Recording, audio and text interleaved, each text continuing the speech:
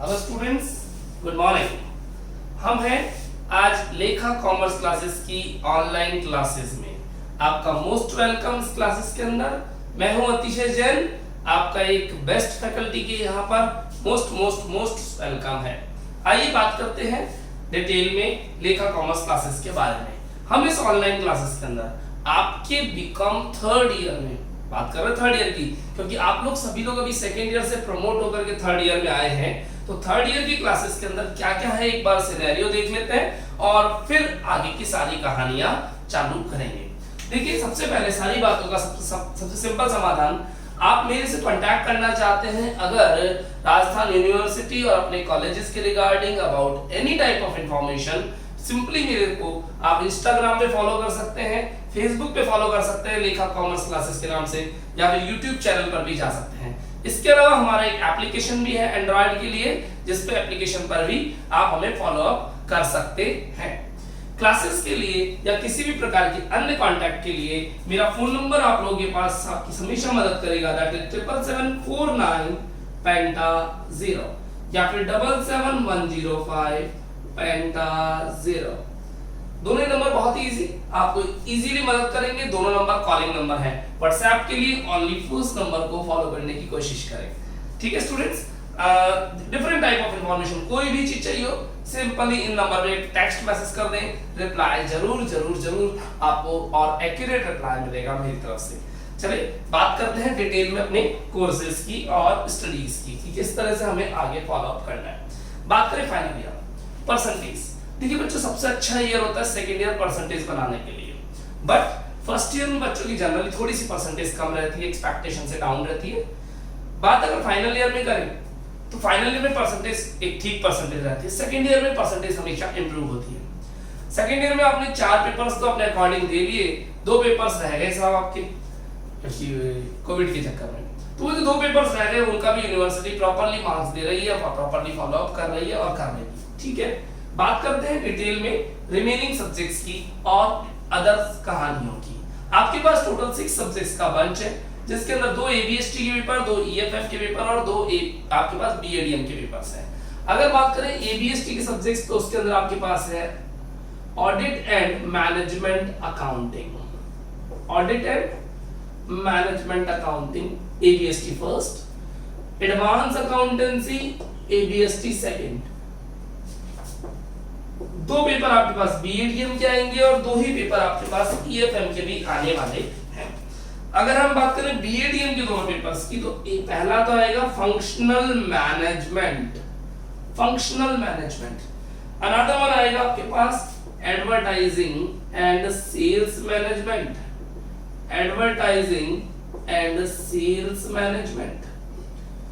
EFM के papers की बात करें तो आपके पास यहाँ पर 2 ऑप्शन अवेलेबल हैं, एक तो रूरल डेवलपमेंट, सबसे हार्ड थ्योरी, और साथ में आपके पास एक प्यारा सब्जेक्ट बिजनेस बस्टिंग। राइट, मैं आपसे रिक्वेस्ट करना चाहूंगा इस वीडियो को देखने के लिए प्लीज ईयरफोन्स का यूज करें और थोड़े से पिक्सल बढ़ा लीजिए, आपकी बहुत अच्छी मदद करेगा ये वीडियो फ्यूचर हेल्प के लिए। चलिए बात करते हैं थोड़ा डिटेल के अंदर। ऑडिट एंड मैनेजमेंट अकाउंटिंग और एडवांस अकाउंटेंसी, हमें एडवांस अकाउंटेंसी के लिए आरबीडी बुक की रिक्वायरमेंट पड़ेगी और कोशिश करिएगा कोई न्यू ही लाए, क्योंकि इस बुक में हर ईयर अपडेशंस आ रहे हैं। Audit and management accounting MR Agarwal book जो कि गरिमा पब्लिकेशन की है, एंड बिजनेस बस्टिंग के लिए भी एमआर अग्रवाल बुक जो कि गरिमा पब्लिकेशन की है। रिमेनिंग अदर सब्जेक्ट्स की थ्योरी बुक्स के लिए हम लोग 5 ईयर पेपर्स और अदर गैस पेपर्स की मदद लेंगे, जो कि दिवाली के बाद जनरली हमारी तरफ से लॉन्च हो जाता है। मेरे व्हाट्सएप नंबर, फेसबुक, इंस्टाग्राम सब जगह अवेलेबल रहते हैं, आप जरूर फॉलो कर लीजिएगा, वहां पर आपको अवेलेबल मिल जाएंगे। अभी बात करें हम हमारे कोर सब्जेक्ट्स की, तो ऑडिट मैनेजमेंट का एक अलग बैच है, एडवांस अकाउंटेंसी का एक अलग बैच है, बिजनेस बस्टिंग का एक अलग बैच है। Right now we are going to start business budgeting. देखिए बच्चों, 3 साल के अंदर 3 सब्जेक्ट्स होते हैं आपके पास, अलग अलग एरियाज। तीनों साल में अलग अलग सब्जेक्ट्स में एक सब्जेक्ट यूनिवर्सिटी ने हार्ड डाल रखा है। फर्स्ट ईयर में कॉर्पोरेट अकाउंटिंग, सेकंड ईयर में income tax and third year में एडवांस अकाउंटेंसी हार्ड सब्जेक्ट है। इजी की बात करें तो फर्स्ट ईयर में बिजनेस स्टैटिस्टिक्स, सेकंड ईयर में financial management and costing both easy सही है, फाइनेंशियल मैनेजमेंट ज्यादा इजी है। एंड फाइनल ईयर में बात करें तो बिजनेस बस्टिंग एक इजी सब्जेक्ट, यहाँ पर स्कोरिंग करना आसान है, लेकिन 100 आउट ऑफ 100 लाना थोड़ा सा हार्ड पड़ता है। रीजन, यहाँ पर बच्चों से होती है सिली मिस्टेक्स। तो प्लीज मेरी गाइडलाइन है कि सिली मिस्टेक्स ना करें, कैलकुलेटर का प्रॉपर यूज लें और प्रॉपर फॉलो अप करें। मैं जो क्वेश्चंस कराने वाला हूँ, जो कहानियां कराने वाला हूँ, उनसे बाहर कुछ कहानी जाने वाली है नहीं। आइए बात करते हैं बिजनेस बस्टिंग की इंडेक्स की। आप लोग मेरे से इसका एक स्टार रेटिंग इंडेक्स डिमांड कर सकते हैं मेरी व्हाट्सएप पर 777495 पर कि सर बिजनेस बस्टिंग की स्टार रेटिंग भेज दीजिए। मैं पूरी बुक की कि चैप्टर वाइज स्टार रेटिंग, कौन सा चैप्टर किस यूनिट में है और किस चैप्टर में कितने स्टार्स आपको व्हाट्सएप कर दूंगा, कोई इशू वाली बात नहीं है। बात करते हैं पूरी की पूरी हम किससे रिलेटेड साहब, बिजनेस बस्टिंग से रिलेटेड। अलग-अलग यूनिट से, उस यूनिट में हम आज की कहानी में, आज का हमारे क्लास का सबसे मेन टॉपिक जो स्टार्ट करने जा रहे हैं उसका नाम है कैश बजट। सबसे पहले मैं कैश बजट पे जाने से पहले बजट बोलना चाहूंगा। What is budget? बजट एक फ्यूचर एस्टिमेशन होता है, भविष्य का पूर्वानुमान। किस बात का पूर्वानुमान? कितना कितना और क्या क्या चाहिए उसका अंदाजा लगाना। बिजनेस बजटिंग की बात करें, पहले बजट बोला फिर बिजनेस बजटिंग। फ्यूचर में एक पर्टिकुलर टाइम पीरियड में हमें अपने टारगेट को अचीव करने के लिए एक पर्टिकुलर टाइम पीरियड होगा और हमारा एक टारगेट होगा। उस टारगेट को अचीव करने के लिए क्या क्या अरेंजमेंट्स करने पड़ेंगे उनका अंदाजा लगाना, एस्टिमेशन लगाना।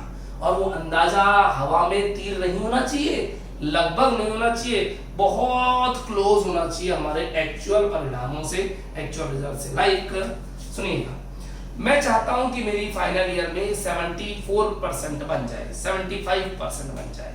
तो 74-75% बनाने के लिए मुझे किन किन चीजों का अरेंजमेंट करना पड़ेगा, कितना टाइम मेरे पास है, कोचिंग्स और ट्यूशंस और कॉलेजेस का अरेंजमेंट कितना है, फंडिंग कितनी है, बुक्स वगैरह का अरेंजमेंट कितना है, गाइडेंस कैसा मिल रहा है, गेस्ट पेपर्स कैसे अवेलेबल है, उन सब का एक प्रॉपर अरेंजमेंट करना पड़ेगा। मुझे टाइम देना पड़ेगा प्रैक्टिकल के साथ साथ थ्योरी को भी, और सारे अरेंजमेंट्स प्रॉपर प्लान करने पड़ेंगे। यही है बिजनेस बस्टिंग। जी हाँ, बिजनेस के अंदर इन सब चीजों को अप्लाई कर दें, ये तो हमारी स्टडी से हुई। बिजनेस के अंदर इन सब चीजों को अप्लाई कर दें, लाइक सेल्स कितनी होगी, उसके लिए प्रोडक्शन कितना करना है, रॉ मटेरियल कितना लाना है, लेबर यानी स्टाफ कितना होना चाहिए, मशीनें कितनी होनी चाहिए, फिक्स्ड एसेट्स कितनी होनी चाहिए, प्रीमाइसेस रेंटेड होना चाहिए, खुद का होना चाहिए, ब्ला ब्ला ब्ला ब्ला, सब चीजों का अंदाजा लगाना। क्योंकि इन अंदाजों से ही आपके टारगेट अचीव होंगे, आपकी प्लानिंग स्ट्रांग होगी, आप अपने कस्टमर को सर्विस दे पाएंगे और कस्टमर आपका बनेगा, आपको दिन दुना रात चौगुना प्रॉफिट होगा। ये सब एक एस्टिमेशंस की कहानियां हैं। मैं केवल बस्टिंग का आपको एक अंदाजा दे रहा हूं कि व्हाट इज बस्टिंग। चलिए उसी में एक सबसे कोर एरिया स्टार्ट कर रहे हैं हम, कैश बजट। देखिए बजट क्या होता है, बजट वाज व्हाट।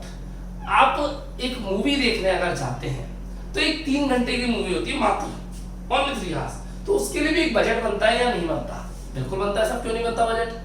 3 घंटे की मूवी देखने गए तो घर से निकलना, डिसाइड करना व्हीकल से जा रहे हैं या पब्लिक ट्रांसपोर्ट से जा रहे हैं, उसके लिए पैसे का अरेंजमेंट, पार्किंग के लिए पैसे का अरेंजमेंट, पेट्रोल के लिए पैसे का अरेंजमेंट, टिकट्स के लिए पैसे का अरेंजमेंट, कैंटीन में जाएंगे तो कैंटीन के लिए पैसे का अरेंजमेंट, मूवी देख के घर नहीं आ रहे, बीच में कैफे रुकना है तो कैफे के लिए पैसे का अरेंजमेंट। आपको 3 घंटे 4 घंटे की प्लानिंग करनी पड़ती है और उस ड्यूरेशन के अंदर खर्च होने वाले पैसे का एक अरेंजमेंट करना पड़ता है। That is cash budget, nothing else. आपको अंदाजा लगाना कहां से पैसा आएगा और कहां पैसा जाएगा, उसका हिसाब किताब रखना एक कैश बजट है। सर कैश का बजट बनाई क्यों रहे हैं?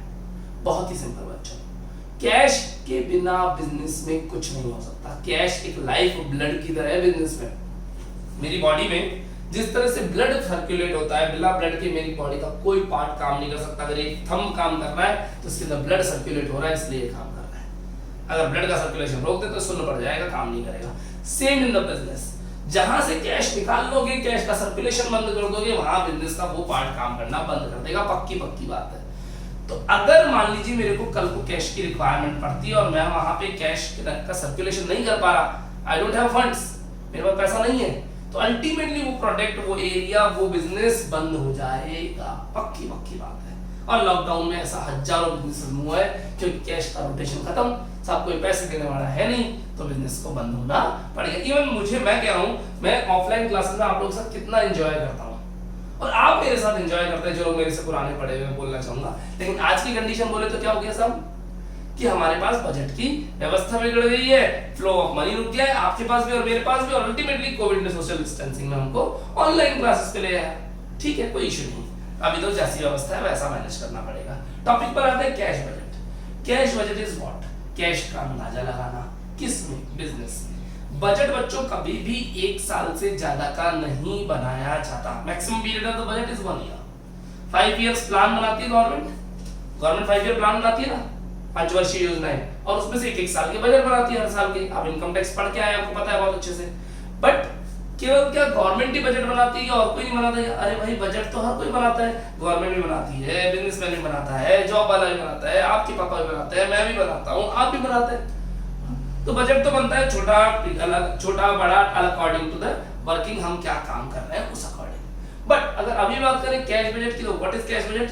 बिजनेस में अगले कुछ महीनों में, ध्यान से सुनिएगा, बिजनेस में अगले कुछ महीनों में आने वाले पैसे और जाने वाले पैसे का कैश कहां से आने की उम्मीद है, संभावना है, एस्टिमेशन है, एंटिसिपेशन है, उसका अंदाजा लगाना, और कहां पैसा जाएगा उसका अंदाजा लगाना, और अपने पास प्रॉपर फंड्स का अरेंजमेंट रखना, कहीं कल को ऐसा ना हो जाए कि पैसा खत्म और हम हाथ पे हाथ धर के बैठे रहे और कहें भाई साहब सारा पैसा मार्केट में ब्लॉक पड़ा है, हम तो कुछ कर ही नहीं पा रहे। ऐसी स्थिति बहुत सारे बिजनेसमैन की होती है।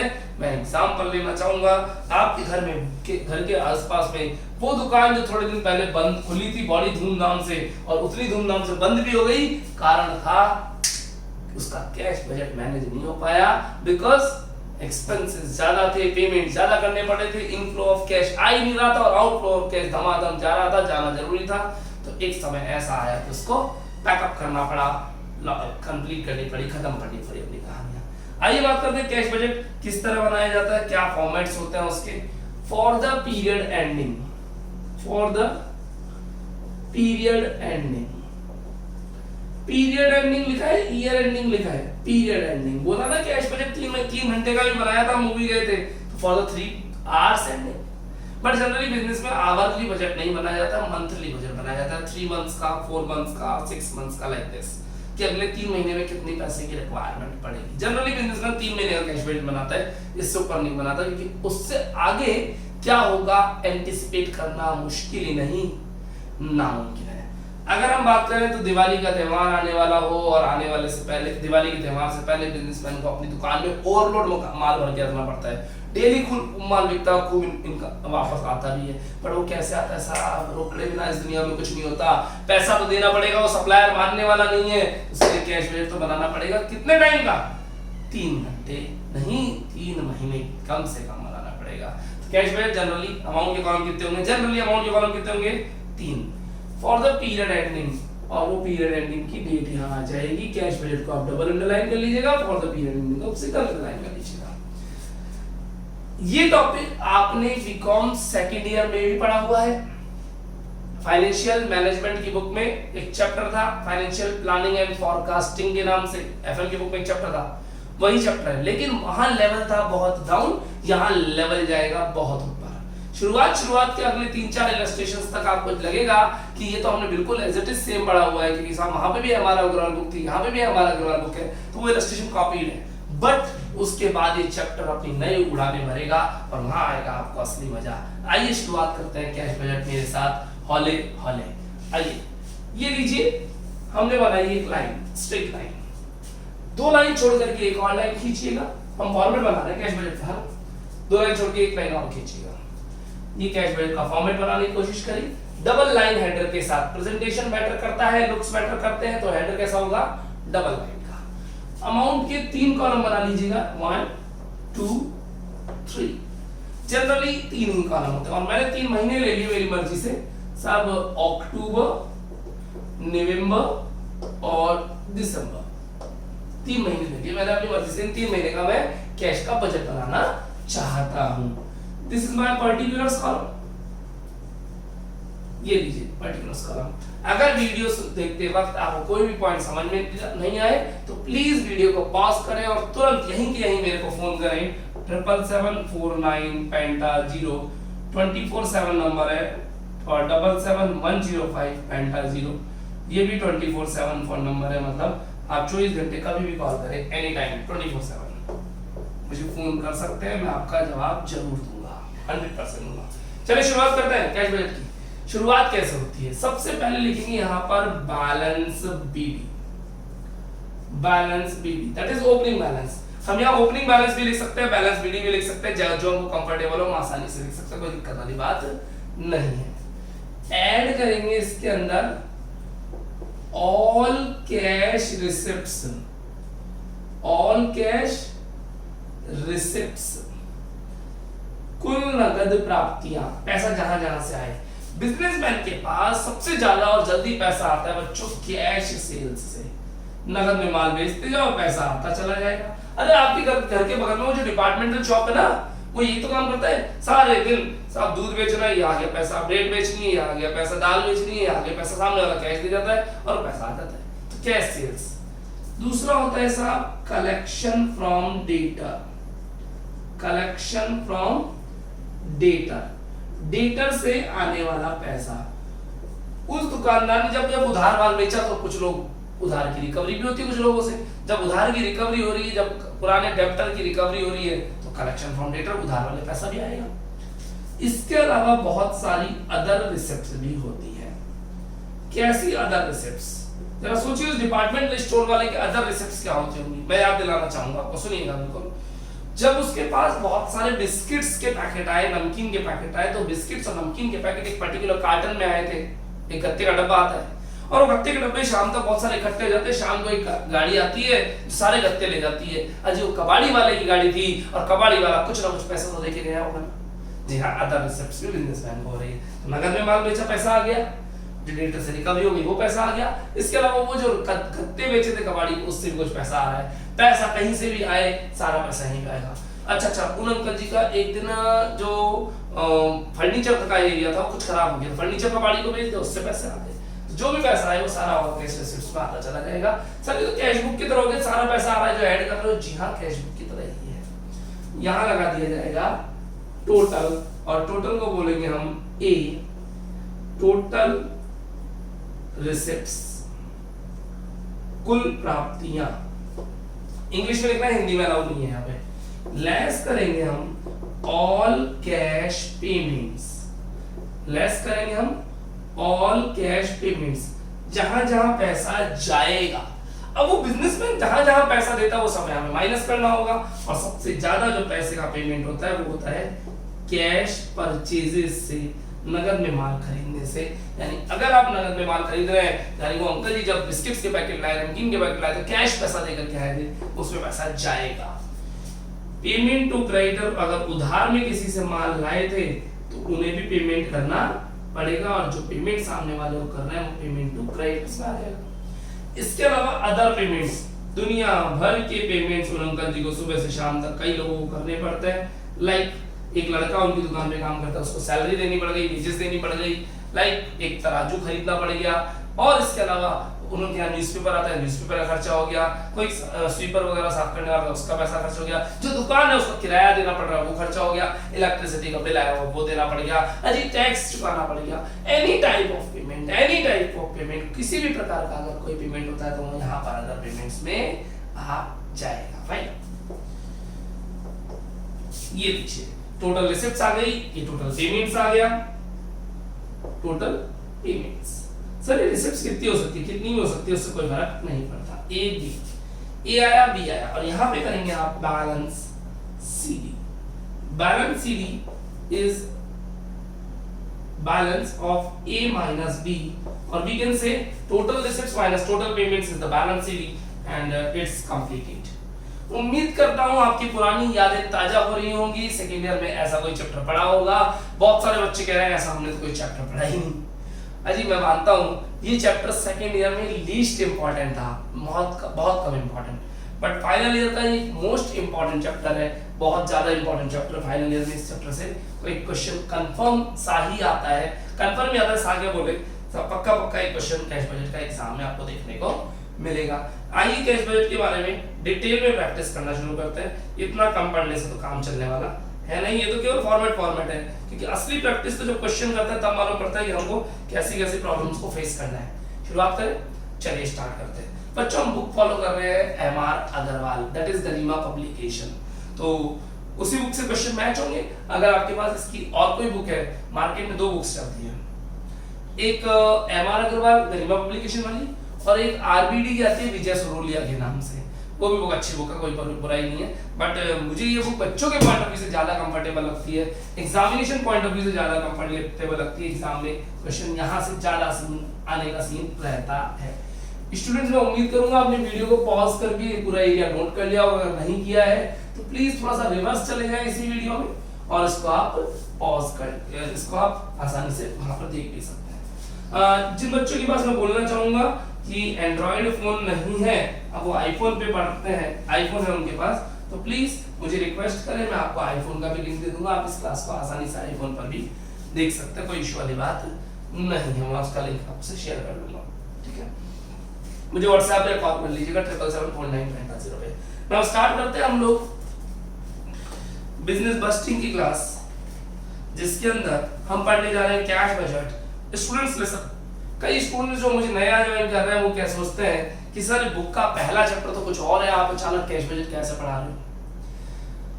जी, पूरी बीकॉम में कोई भी चैप्टर किसी दूसरे चैप्टर से लिंक नहीं करता है, एक केवल इनकम टैक्स की बुक को छोड़ करके। हाँ, इनकम टैक्स पढ़ने के लिए सीरियल वाइज पढ़ना जरूरी है, but for business budgeting and other remaining books one chapter is not linked with another chapter. अगर आप डायरेक्टली 8वां चैप्टर 8th चैप्टर पढ़ना चाहते हैं, यू कैन, आपको 1 से 7 चैप्टर पढ़ने की कोई नीड नहीं है। लाइक मैं एग्जांपल दूंगा, कपिल शर्मा का शो देखते हो आप, सबने देखे, तो कपिल शर्मा का कोई भी शो देखने के लिए पिछला शो देखने की जरूरत पड़ती है क्या?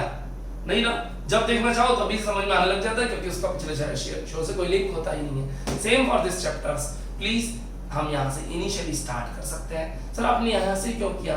कहीं से भी स्टार्ट कर लो, कोई फर्क नहीं पड़ता, पढ़ना तो कंप्लीट सिलेबस है। आइए शुरुआत करते हैं कैश बजट की।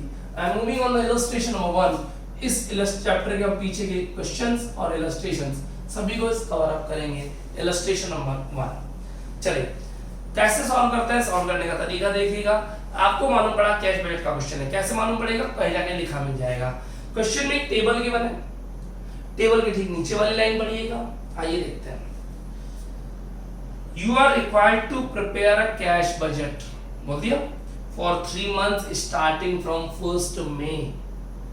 3 months starting from 1st May। 1st May से स्टार्ट होने वाले 3 महीने, मई, जून, जुलाई, 3 महीने का बजट बनाना है। एंड ब्ला ब्ला ब्ला, बहुत सारी बातें बोली, हिंदी में भी ये लिखा हुआ है, आपको एक रोकड़ बजट तैयार करना है। अंडरलाइन कर लीजिएगा cash budget for the 3 months। तो मैंने एक फॉर्मेट बनाया जिसके अंदर लिखा cash budget, double in line, for the period नहीं है, पीरियड एंडिंग नहीं, 3 months ending, for the 3 months ending. और इस 3 months एंडिंग में आपको डेट लिखनी पड़ेगी। हमें बोला मई, 1 मई से स्टार्ट करता हूं, मई पूरा, जून पूरा, जुलाई पूरा। जुलाई की एंडिंग डेट होती है 31st, तो मैंने लिखा 3 months एंडिंग कब होंगे? 31st जुलाई। अजी कोई ईयर के बने क्या चेक करना बुक में? यस 2010 के बने मेरी बुक में, तो 2010 ये लीजिए, सिंगल अंडरलाइन के साथ आपने डेट को भी अच्छे से लिख लिया। नाउ एक सिंगल लाइन खींचिएगा, एक 2 लाइन छोड़ के एक लाइन और खींचिएगा, डबल लाइन हेडर। ये फॉर्मेट रहा आपके 3 कॉलम्स मंथ्स के, 1 2 3। कौन कौन से महीने बनाने हैं? मई, जून और जुलाई, मई, जून और जुलाई। ये लीजिए पर्टिकुलर्स 5, ठीक है ना। Balance BD, add all cash receipts, add all cash receipts। Cash receipts पे क्या क्या आएगा? कैश सेल्स और कलेक्शन फ्रॉम डेटा। किस तरीके से कैश सेल्स कलेक्शन फ्रॉम डेटा आते हैं वो ट्रिक्स है साहब, वही ट्रिक सीखनी है। केवल फॉर्मेट सीखने से कुछ नहीं होने वाला, असली कहानी तो क्वेश्चंस में स्टार्ट होगी। कैश सेल्स और collection from debtor. Other receipts नहीं लिखना है, नहीं लिखना। क्यों नहीं लिखना? अदर रिसिप्ट्स के पॉइंट्स आएंगे, क्या आएंगे वो बात करेंगे। लगभग 3 लाइन का गैप छोड़िएगा। Less all cash payments, cash purchases, payment to creditors, payment to creditors, enough. सुनिएगा स्टूडेंट्स, अगर आपको मालूम पड़ जाए कैश बजट बनाना है तो आप इतना फॉर्मेट प्रिपेयर करके होल्ड करेंगे। ब्लाइंडली प्रिपेयर करना, इतना फॉर्मेट तो देखना ही नहीं है। इतना स्पेस थोड़ा ध्यान छोड़ना, बाकी स्पेस है ही अपने पास, कोई दिक्कत नहीं। ना अदर रिसिप्ट्स लिखना है, ना अदर पेमेंट्स लिखना है, बस इतना छोड़ देना।